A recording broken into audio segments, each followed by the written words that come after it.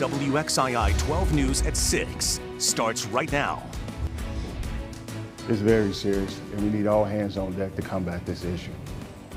Tackling an epidemic as one Triad County sees an increase in the number of overdoses, the steps the sheriff's office is taking there to try to reverse the trend.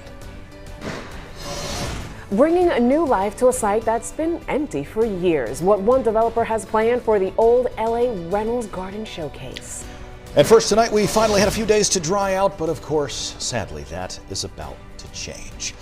Hope you enjoyed the sun. Hope you got outside because the rain is about to return. Get ready for it for sure. Chief Meteorologist Lainey Pope joins us now to explain when and how much. Lainey.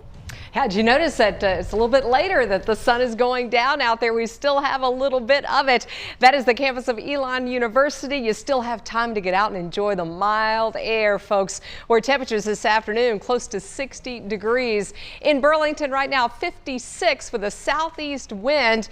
We have had a good amount of sunshine today and warmth. Those numbers are on the way down right now, low to mid 50s across the area, but no rain and not a whole lot of cloud cover out there. That is going to change. This evening, the clouds will start to increase. Temperatures pretty comfortable, upper 40s for the late evening hours. And then tomorrow morning, not too cold. We're close to 40 degrees, foothills and Triad, but we do have clouds. They'll be thick, and even a little bit of spotty light rain and drizzle will greet you early tomorrow morning. We have more measurable rain in the forecast tomorrow and much colder air this week. Details coming up.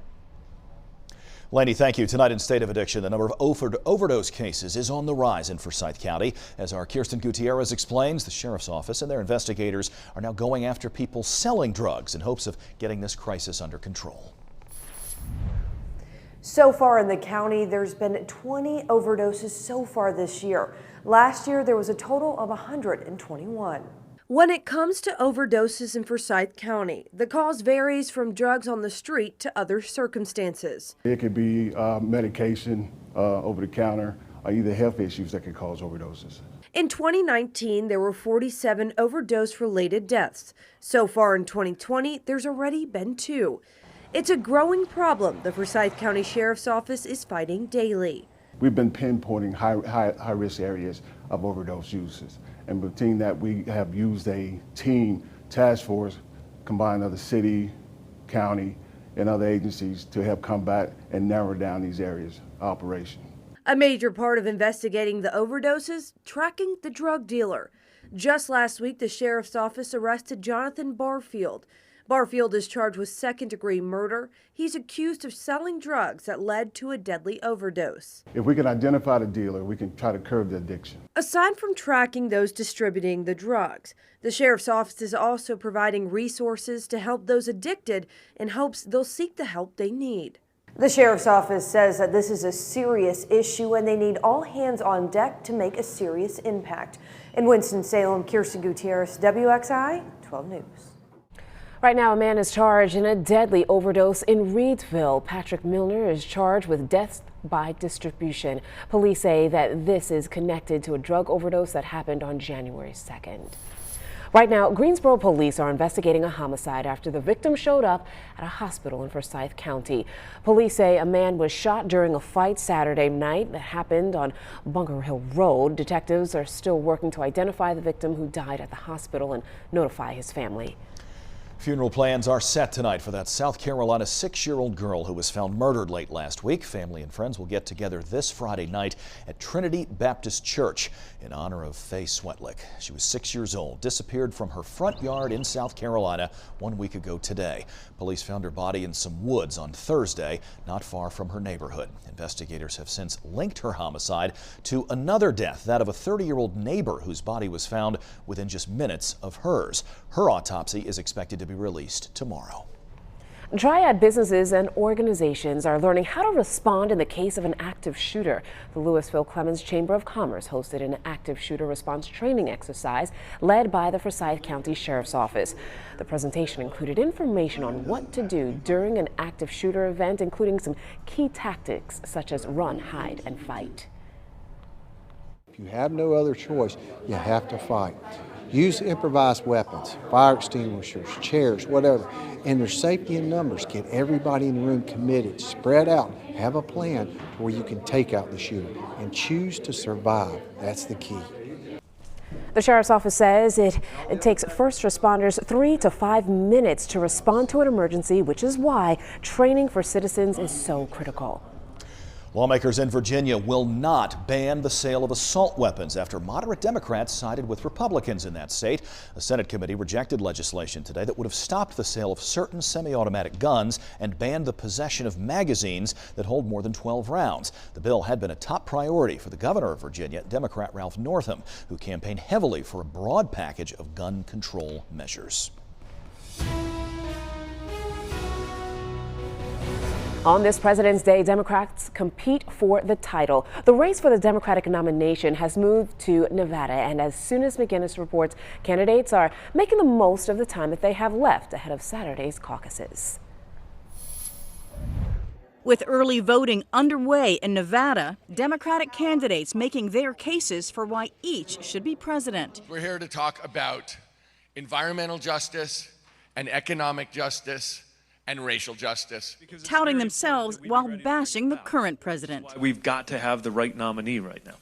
Somebody who can pull in a broad coalition, somebody who can challenge this president on his own terms. The one to beat for now, Bernie Sanders. Democracy is not billionaires spending hundreds of millions of dollars trying to get elected. Some of the harshest attacks are against a candidate notably absent in Nevada and other early states, but surging in the polls. Businessman and former New York City Mayor Michael Bloomberg. $60 billion can buy you a lot of advertising, but it can't erase your record. Among hundreds of millions of dollars in ads, the billionaire goes after the black vote. I'm proposing a sweeping strategy to invest in black wealth creation. The big question, will Bloomberg appear alongside the others at Wednesday's Democratic debate in Las Vegas? What's amazing to me is that they are all going after someone who is not even on the ballot in Nevada. For now, presidential hopefuls on the trail. Take back this country. And on the hunt for votes, hoping to become Democrats' best choice to stop a second term for President Trump. We should know by end of day Tuesday whether Bloomberg qualifies for Wednesday's debate, airing on NBC. In Washington, Susan McGinnis, WXII 12 News.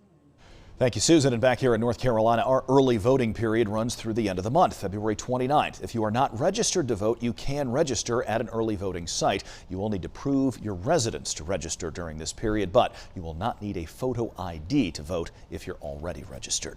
And the primary election is now in just 2 weeks. It is Tuesday, March 3rd. The general election is November 3rd. Stay with WXII 12 throughout the year for all your political headlines. Head to the WXII 12 News mobile app, too. You can find a great resource to figure out which district you're in under those newly redrawn maps. This applies to federal government as well as state government. Plus, we have a number of candidate profiles from our Bill O'Neill. This week, he's focusing on the candidates for the 6th Congressional District. There are 2 Republicans and 5 Democrats. The incumbent is not running. The district's makeup changed when they redrew the maps, and current Congressman Mark Walker decided not to seek re-election. A North Carolina insurance magnate and 2 associates will go on trial this week on corruption charges. Jury selection begins tomorrow for the trial of Greg Lindbergh as well as John Gray and John Palmero. The 3 are accused of trying to bribe Insurance Commissioner Mike Causey with $2 million in campaign money, all in exchange for removing a regulator that examined insurance businesses. Now, prosecutors say that Causey helped them to uncover the scheme. A popular nursery in Forsyth County remains empty tonight, several years after it closed. But there will soon be quite a bit of new activity at the old L.A. Reynolds site, and the people who own that would like your thoughts about what exactly should go there. Let's go to Leanne Denyer. She is live tonight on Steyers Ferry Road in Winston-Salem with a look ahead to the future and what's next. Leanne. Yeah, there's certainly a lot of ideas about what this new place could look like and what it would house. So I'm going to ask you to get creative here. Use your imagination for a second. So the thought is that perhaps a brewery, a restaurant or 2, maybe even some arcade games for the kids. All of those are just some of the ideas that the developers are bouncing around as they work to transform this former nursery in Winston-Salem. So the former nursery is located on Stiers Ferry Road. The development group Mayfair Street Partners, they bought that space in November of 2018. It's 37 acres, so there's quite a bit of room to work with. The plan is to reinvent the area with apartments as well as entertainment options. The developers asked on social media what they want to see go here. And they say they were just astonished by the amount of interest that came in, but they really believe that that highlights the interest in developing this particular site. It obviously shows that there is a need for some family type facilities in the west side of Winston-Salem, which is what we're hoping to bring to the community. Overall, we feel very confident about Winston-Salem. We think it's on a roll at the moment, and we're here to keep on investing. So the developer that you just heard from, he says he's really excited about this project, and while there are still some logistics that need to be worked out, they are hoping to start construction in April and hope to have this new space opened up by early next year. In Winston-Salem, Leanne Danier, WXII 12 News. All right, thank you so much, Leanne. A triad woman is among more than 300 American cruise ship passengers back on American soil today, now being quarantined and monitored for the new coronavirus. They were evacuated overnight from the Diamond Princess cruise ship, which has been docked in Japan.